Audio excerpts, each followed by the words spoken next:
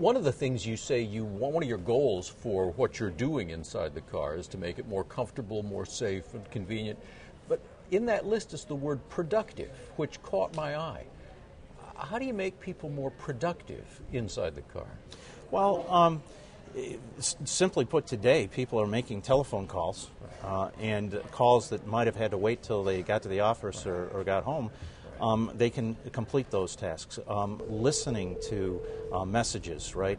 Incoming messages. Even text messages. While you're listening to them, yes. We're not a proponent of sending text messages, although a fixed set of messages where you pick from a list is something that we support and we think is a good idea.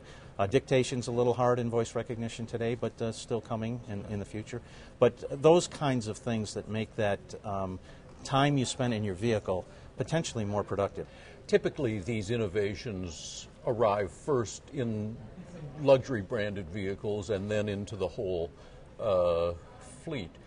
When will some of the things you're talking about be widely available?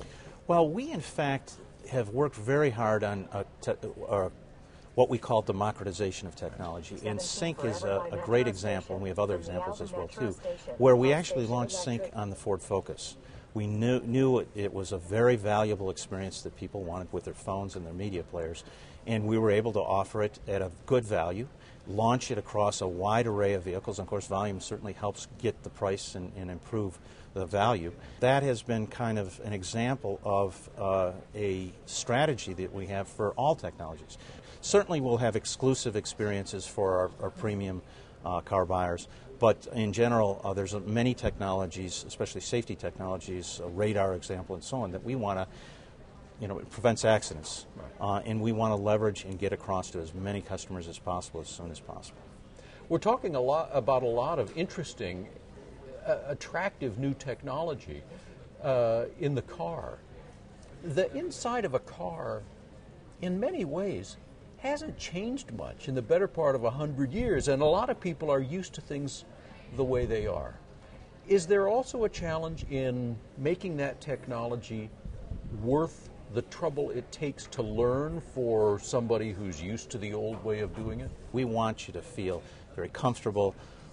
Sometimes we've said that it's kind of like the second home on wheels and so on. So how you use that space is very important. Putting the controls in places that are easy to access, making them intuitive. So working on the human-machine interface is very, very important.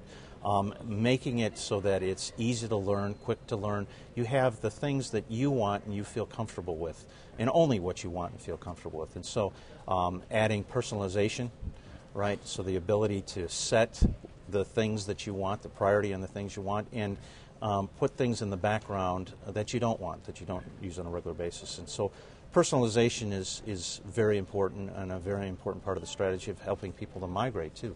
To be able to learn the basics and the most important things first before they start to work on more advanced kinds of features.